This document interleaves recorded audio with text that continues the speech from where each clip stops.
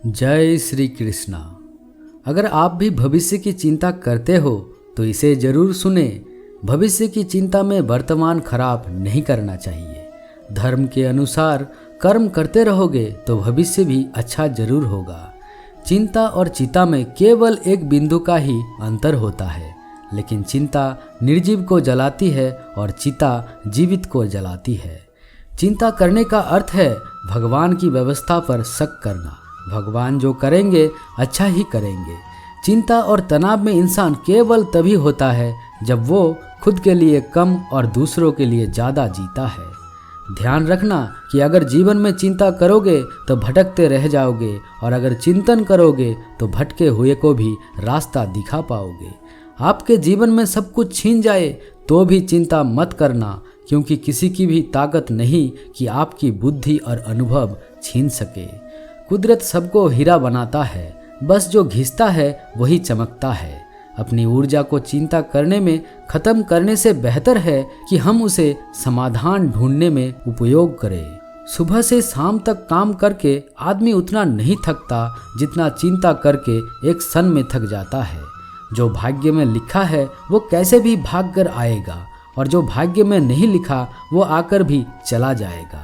फिर चिंता किस बात की? आप केवल अपना काम करते रहिए। याद रखना, बीते कल का अफसोस और आने वाले कल की चिंता दो ऐसे चोर हैं जो हमारे आज की खूबसूरती चुरा लेते हैं। चिंता इतनी करो कि काम हो जाए, चिंता इतनी मत करो जिससे जिंदगी का काम तमाम हो जाए। चिंता के बारे में कबीर जी कहते हैं, चिंता ऐसी डाकिनी काट कलेजा खाए, वैद बेचारा क्या करे कहाँ तक दवा लगाए। इसका अर्थ है कि चिंता एक ऐसा चोर है जो सेहत चुरा लेता है। चिंता और व्याकुलता से पीड़ित व्यक्ति का कोई इलाज नहीं कर सकता है। दोस्तों, चिंता को एक छोटी सी कहानी के माध्यम से आपको समझाने का प्रयास करते हैं। जो नियति में लिखा हुआ है उसे कोई नहीं बदल सकता, और जो नियति करती है वो सबसे अच्छा होता है। जो भी हमारे जीवन में होता है वो बहुत अच्छा होता है, बस हमें उसे समझने की ज़रूरत होती है। चिंता बिल्कुल भी नहीं करनी चाहिए। एक समय की बात है, एक गांव में बहुत ज्ञानी एक पंडित रहता था। एक दिन वो अपने बचपन के मित्र से मिलने दूसरे गांव जा रहा था। उसका मित्र बचपन से ही गूंगा और एक पाँव से अपाहिज था। मित्र का गांव बहुत दूर था और रास्ते में और भी कई छोटे छोटे गांव पड़ते थे। पंडित अपने मित्र से मिलने के लिए अपने धुन में ही चला जा रहा था कि तभी उसे रास्ते में एक और आदमी मिल गया। वो आदमी दिखने में बहुत हृष्ट पुष्ट था। फिर वो आदमी भी पंडित के साथ साथ आगे चलने लगा। ये देखकर पंडित ने सोचा कि चलो अच्छा हुआ, साथ साथ चलने से सफ़र जल्दी कट जाएगा। चलते चलते पंडित ने उस आदमी से उसका नाम पूछा तो उस आदमी ने अपना नाम महाकाल बताया। ये सुनकर पंडित को थोड़ा अजीब लगा, लेकिन उसने नाम के विषय में ज़्यादा पूछना उचित नहीं समझा। फिर धीरे धीरे दोनों साथ चलते रहे। तभी रास्ते में एक गांव आया तो महाकाल ने पंडित से कहा कि मित्र, तुम आगे चलो, मुझे इस गांव में एक संदेशा देना है, मैं तुमसे आगे मिलता हूँ। ये सुनकर पंडित ने कहा ठीक है, और पंडित आगे की ओर चल पड़ा। तभी उस गांव में खबर फैली कि एक आदमी को भैंसे ने मार दिया है, और जैसे ही भैंसे ने उस आदमी को मारा तो ठीक थोड़ी देर बाद महाकाल वापस पंडित के पास आ गए। फिर दोनों साथ साथ चलने लगे। चलते चलते एक दूसरे गांव में पहुंच जाते हैं। उस गांव में एक छोटा सा मंदिर बना हुआ था और उसमें ठहरने की व्यवस्था भी अच्छी खासी थी। पंडित के मित्र का गांव भी अभी बहुत दूर था और रात भी होने वाली थी। तो पंडित ने महाकाल से कहा कि रात्रि होने वाली है और पूरा दिन चलते चलते थकान भी होने लगी है और भूख भी लगने लगी है, तो ऐसा करते हैं, आज यहाँ पर रुक जाते हैं और आराम करते हैं। कल सुबह आराम से आगे का सफ़र तय करेंगे। पंडित की बात सुनकर महाकाल ने कहा ठीक है, मुझे भी इस गांव में किसी को ज़रूरी सामान देना है। तुम खाना खा लो और आराम करो, मैं बाद में आकर खा लूँगा।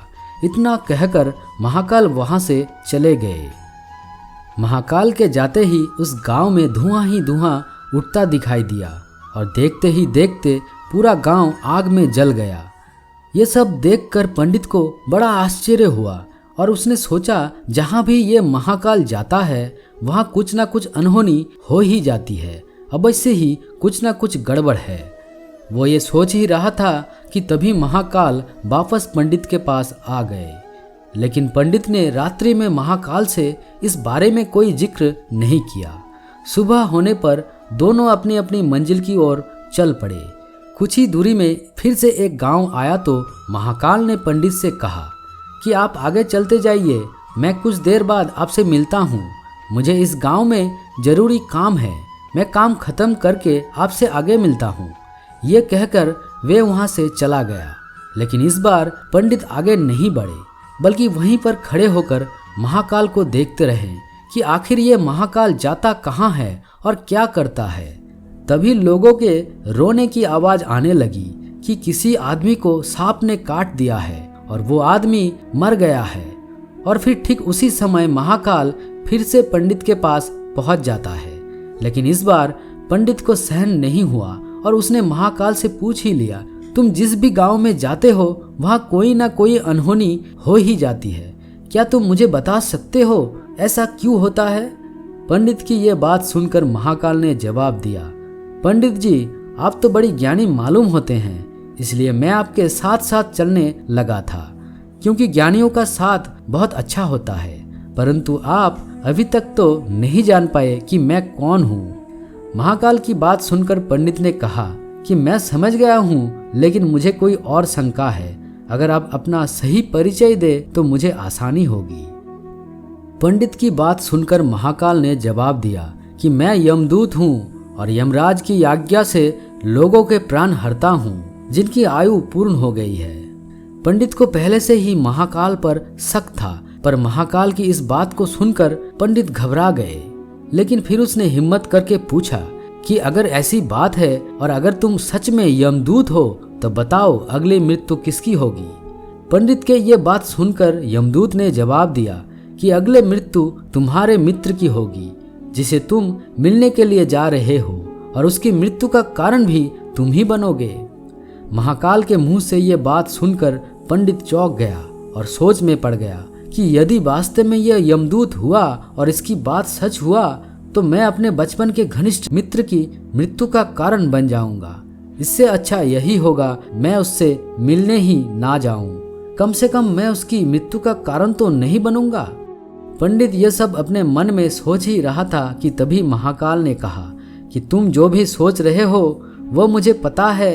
अगर तुम अपने मित्र से मिलने नहीं जाओगे तो भी नियति नहीं बदलेगी।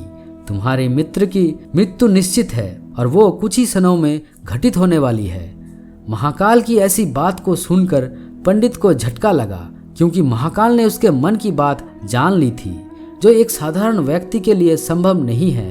अब तो पंडित को महाकाल पर पूरा विश्वास हो गया था कि वो एक यमदूत है। पंडित अपने मित्र की मृत्यु का कारण नहीं बनना चाहता था, इसलिए वो वापस घर की तरफ जाने का विचार करता है। और जैसे ही वो पीछे की ओर मुड़ता है और अपने गांव की तरफ जाने लगता है कि तभी देखता है कि उसका मित्र तेजी से उसकी तरफ आ रहा है और उसका मित्र उसे देखकर काफी प्रसन्न लगता है। अपने मित्र की आने की गति को देखकर पंडित को ऐसा लगा जैसे उसका मित्र काफी समय से उसके पीछे आ रहा था, लेकिन वो बचपन से गूंगा था और एक पैर से अपाहिज था, इसीलिए वो ना तो पंडित के पास पहुंच पा रहा था और ना ही उसे आवाज देकर रोक पा रहा था। लेकिन वो मित्र जैसे ही पंडित के पास पहुंचा तो अचानक उसकी मृत्यु हो गई। ये देखकर पंडित हक्का बक्का रह गया और पंडित महाकाल की ओर देखने लगा, जैसे कि वो पूछना चाह रहा है कि यह कैसे हो गया। पंडित के हाव भाव देखकर महाकाल पंडित के मन की बात समझ गया और बोला कि तुम्हारे मित्र पिछले गांव से ही तुम्हारे पीछे आ रहा था, लेकिन वो अपाहिज और गूंगा होने के कारण तुम तक नहीं पहुंच सका। उसने अपनी पूरी ताकत लगाकर तुम तक पहुंचने की कोशिश की, लेकिन बुढ़ापे में बचपन जैसी ताकत कहाँ, इसीलिए हृदयघात के कारण तुम्हारे मित्र की मृत्यु हो गई। क्योंकि वो तुमसे मिलने के लिए तुम्हारे पीछे भागा जा रहा था, उसने अपनी सीमाओं को लांघा है, इसलिए अपने मित्र की मृत्यु का कारण भी तुम ही बने। महाकाल की बात सुनकर पंडित को अब तो और भी ज़्यादा यकीन हो गया कि महाकाल एक यमदूत है और इसका कार्य जीवों का प्राणों को हरना है।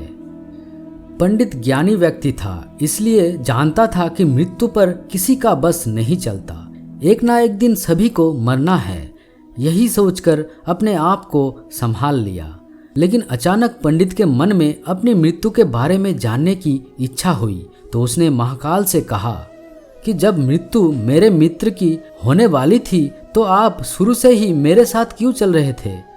पंडित की यह बात सुनकर महाकाल ने कहा कि मैं तो सभी के साथ चलता हूँ और हर क्षण चलते रहता हूँ, किंतु लोग मुझे पहचान नहीं पाते, क्योंकि लोगों के पास अपनी समस्याओं के अलावा और समस्या के बारे में सोचने और समझने का समय नहीं होता। महाकाल की बात सुनकर पंडित ने कहा, तो क्या तुम मुझे बता सकते हो कि मेरे मृत्यु कब और कैसे होगी। पंडित की यह बात सुनकर महाकाल ने कहा कि सामान्य इंसान के लिए यह बात जानना उचित नहीं है कि उसकी मृत्यु कैसे और कब होगी, क्योंकि वो अपनी मृत्यु के बारे में सोचकर दुखी ही होती है। लेकिन तुम मुझे ज्ञानी प्रतीत होते हो, क्योंकि तुमने अपने मित्र की मृत्यु को जितनी आसानी से सहन कर लिया, उसे देखकर लगता है कि तुम अपने मृत्यु के बारे में जानकर भी इतने दुखी नहीं होंगे। तब महाकाल पंडित से कहता है, तो सुनो, तुम्हारी मृत्यु आज से 6 महीने बाद किसी दूसरे राज्य में फांसी लगने की वजह से होगी, और सबसे हास्य की बात होगी कि तुम खुद की खुशी से उस फांसी को ग्रहण करोगे।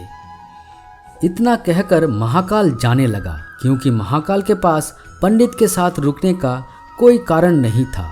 फिर पंडित भी अपने यथाशक्ति अनुसार अपने मित्र का क्रियाकर्म करके अपने घर चला गया। लेकिन कोई भी व्यक्ति कितना भी ज्ञानी क्यों ना हो, अपने मृत्यु के बारे में जानकर दुखी जरूर होता है और मृत्यु से बचने के लिए कोई ना कोई उपाय जरूर करता है। पंडित ने भी मृत्यु से बचने के लिए कुछ उपाय किया। पंडित बहुत विद्वान था और उसकी ख्याति उसके गांव में दूर दूर तक फैली थी और राज्य की राजा भी उसे भली भांति परिचित थे। तो पंडित ने सोचा कि राजा के पास तो कई ज्ञानी मंत्री होते हैं, तो मेरी मृत्यु से संबंधित समस्याओं का कोई ना कोई हल अवश्य ही निकाल ही लेंगे। ये सोचकर पंडित राज दरबार में पहुंच गया और राजा को सारी बात बता दी। पंडित के सारी बात सुनने के बाद राजा शांत हो गए और शाम को सभा बुलाए। सभा में राजा ने अपने मंत्रियों को ये बात बताई और सलाह मांगी। राजा की बात सुनकर सभी मंत्रियों ने अंत में विचार विमर्श करके कहा, अगर पंडित की बात सही है तो उसकी मृत्यु 6 महीने बाद ही होगी, लेकिन मृत्यु तभी होगी जब वो दूसरे राज्य में जाएंगी। यदि वो दूसरे राज्य में जाए ही नहीं तो उनकी मृत्यु भी नहीं होगी। सभी मंत्रियों के सलाह राजा को सही लगे, तो राजा ने पंडित के रहने की व्यवस्था महल में ही करवा दी और राजा ने आदेश दिया कि पंडित को मेरी आज्ञा के बिना कोई भी नहीं मिलेगा, लेकिन पंडित कहीं भी आ जा सकते हैं, जिससे उनको ये ना लगे कि वो राजा की कैद में हैं। लेकिन पंडित तो डर के मारे खुद ही कहीं नहीं जाते थे। अब धीरे धीरे पंडित की मृत्यु का समय नजदीक आने लगा और वो दिन भी निकट आ गया जब पंडित की मृत्यु होने वाली थी। अगले दिन पंडित की मृत्यु होने वाली थी, तो डर के मारे जल्दी से सो गया ताकि जल्दी से वो रात बीत जाए और अगला दिन आ जाए और उसकी मृत्यु भी टल जाए।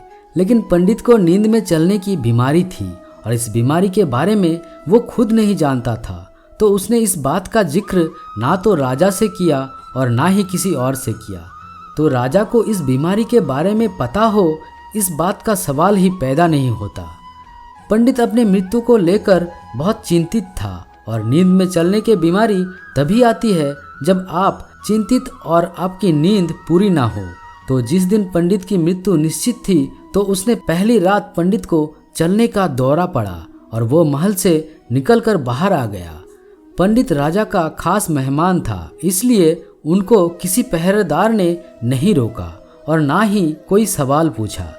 पंडित बाहर आकर सीधा अस्तबल में पहुंच गया। अस्तबल में पहुंचने के बाद सबसे तेज दौड़ने वाले घोड़े के पीठ में सवार हो गया और कुछ ही देर में दूसरे राज्य की सीमा में चला गया। इतना ही नहीं, वो दूसरे राज्य की राजा के महल में भी पहुंच चुका था।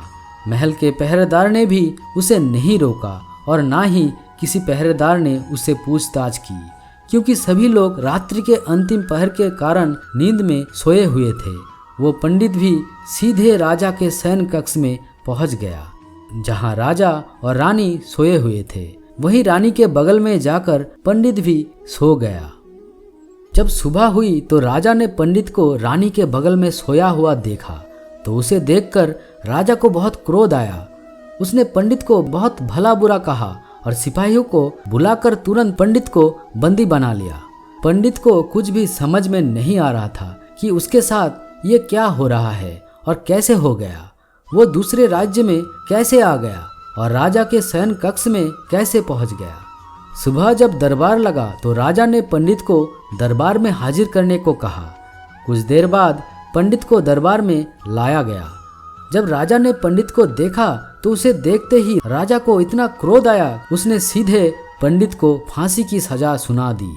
फांसी की सजा सुनते ही पंडित कांप गया, उसका पूरा शरीर थर थर कांपने लगा। लेकिन उसने फिर कुछ हिम्मत करके राजा से कहा कि महाराज, मैं नहीं जानता कि मैं आपके राजमहल में कैसे पहुंचा। मुझे तो ये भी नहीं पता कि मैं आपके शयन कक्ष में कैसे पहुंचा, और मुझे आपके राज्य के किसी भी पहरेदारों ने क्यों नहीं रोका। लेकिन मैं इतना जरूर जानता हूँ कि आज मेरी मृत्यु होने वाली थी और होने भी जा रही है। पंडित के मुंह से ऐसी बात सुनकर राजा को थोड़ा अटपटा लगा, लेकिन फिर राजा ने पंडित से कहा कि तुम्हें कैसे पता कि आज तुम्हारी मृत्यु होने वाली थी? आखिर तुम कहना क्या चाहते हो? राजा की बात सुनकर पंडित ने राजा को पिछले 6 महीने में हुए सारी कहानी बता दी और कहा कि महाराज, मेरा क्या, किसी भी सामान्य व्यक्ति का इतना साहस नहीं कि वो राजा के शयन कक्ष में जाकर राजा की उपस्थिति में रानी के पास आकर सो जाए।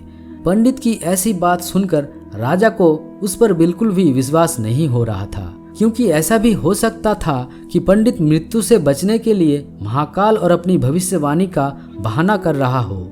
लेकिन फिर राजा ने पंडित की कही बात का पता लगाने का निर्णय किया। तो राजा ने पंडित से कहा, यदि तुम्हारी बात सत्य हुई और आज तुम्हारे मृत्यु का दिन हुआ, तो जैसा कि महाकाल ने तुमसे कहा था, तो मैं तुम्हारी मृत्यु का कारण नहीं बनूंगा।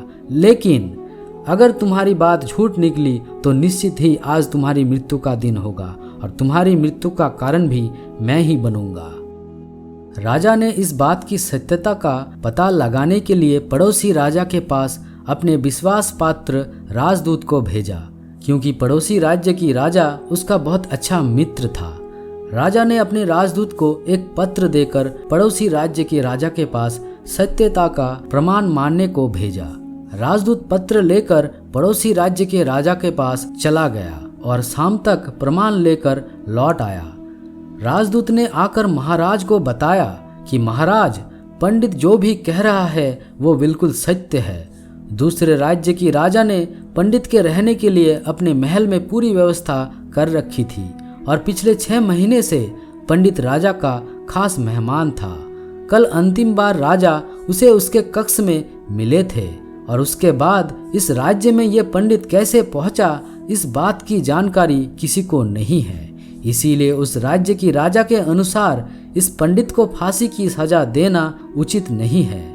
दूत की बात सुनकर राजा के सामने एक नए समस्या आ गए, क्योंकि उसने बिना कुछ जाने पंडित को फांसी की सजा सुना दी थी। इसीलिए अगर पंडित को फांसी की सजा ना दी जाए तो राजा के कथन का अपमान हो जाएगा, और यदि पंडित को फांसी दे दी जाए तो पंडित की बिना कारण ही मृत्यु हो जाएगी। राजा की समझ में नहीं आ रहा था कि अब वो क्या करेंगे। राजा बहुत परेशान हो चुका था। तब राजा ने अपने सभी मंत्रियों से इस बात पर सुझाव मांगा। तब सभी मंत्रियों ने एक सुझाव दिया कि महाराज, पंडित को एक कच्चे सूत से फांसी की सजा दी जाए। इससे आपके कथन का मान भी रह जाएगा और कच्चे सूत के धागे से पंडित को फांसी भी नहीं लगेगा और उसके प्राण भी बच जाएंगे। सभी मंत्रियों का सुझाव राजा को भी अच्छा लगा। उसने ऐसा ही आदेश दे दिया। फिर पंडित के लिए कच्चे सूत के धागे का फांसी का फंदा बनाया गया और नियम के अनुसार पंडित को फांसी पर चढ़ाया गया। सभी लोग खुश थे कि ना तो पंडित मरेगा और ना ही राजा का कथन मिथ्या होगा। राजा का ऐसा आदेश सुनकर पंडित को भी विश्वास था कि सूत के धागे से उसकी मृत्यु तो नहीं होगी, इसीलिए वो खुशी खुशी फांसी पर चढ़ने को तैयार हो गया, जैसे कि महाकाल ने उससे कहा था। लेकिन जैसे ही पंडित को फांसी दी गई, सूत का धागा तो टूट गया, लेकिन टूटने से पहले उसने अपना काम कर दिया। पंडित के गले की नस सूत के धागे से कट चुकी थी और पंडित जमीन पर पड़ा पड़ा तड़प रहा था। हर धड़कन के साथ उसके गले से खून की फव्वारें निकल रही थी और देखते ही देखते पंडित का पूरा शरीर शांत हो गया। सभी लोग ये देखकर आश्चर्यचकित रह गए और पंडित को मरता देखते रहे। किसी को विश्वास नहीं हो रहा था कि इस कमजोर धागे से किसी की मृत्यु भी हो सकती है, लेकिन घटना घट चुकी थी। नियति ने अपना काम कर दिया था। राजा को भी यह देखकर बहुत आश्चर्य हुआ कि इतनी कमजोर धागे से किसी की मृत्यु कैसे हो सकती है। आखिरकार महाकाल की बात सच साबित हुई। राजा ने तो पंडित को बचाने का बहुत प्रयास किया, लेकिन आज उसकी मृत्यु होनी तय थी, तो उसे राजा भी नहीं टाल पाए। दोस्तों, जो होना होता है वो होकर ही रहता है। हम चाहे जितना भी सावधानी बरते, चाहे कितने भी उपाय कर ले, लेकिन हर घटना और घटना की पूरी प्रणाली पहले से ही तय होती है। इसीलिए हमें अतीत और भविष्य की चिंता किए बिना वर्तमान में जीना चाहिए। यदि पंडित महाकाल से अपनी मृत्यु के बारे में नहीं पूछता तो 6 महीने वो राजा के पास रहकर कैदी जैसा जीवन नहीं जीता और 6 महीने डर कर नहीं जीता, बल्कि वो अपने जीवन के 6 महीने बहुत अच्छे तरीके से जीता। इसीलिए जो भी होता है वो भगवान की मर्जी से होता है। हमें हमेशा भगवान के ऊपर भरोसा करके अपना कर्तव्य निभाना चाहिए और हमेशा खुशी के साथ अपना जीवन जीना चाहिए। ये जीवन का सबसे बड़ा रहस्य है। दुखी होकर चिंता करने से हमें दुख प्राप्त होता है, क्योंकि चिंता करने से या दुखी होने से नियति का नियम नहीं बदलेगा। नियति तो अपना काम करेगी ही। इसीलिए आप भी अपना कर्म कीजिए और हर पल का आनंद लीजिए। आपको जो भी मिला है, जैसे भी मिला है, आप उसमें खुश रहिए। सबको जीवन एक बार ही मिलता है, इसीलिए अपने जीवन का आनंद उठाना चाहिए। भगवान श्री कृष्ण भी कहते हैं कि ना तो अतीत के लिए पश्चाताप करो और ना ही भविष्य की चिंता करो, बस आज में जियो और इसी में एक हो जाओ। बस यही एक तरीका है खुद को सभी चिंताओं से मुक्त करने का।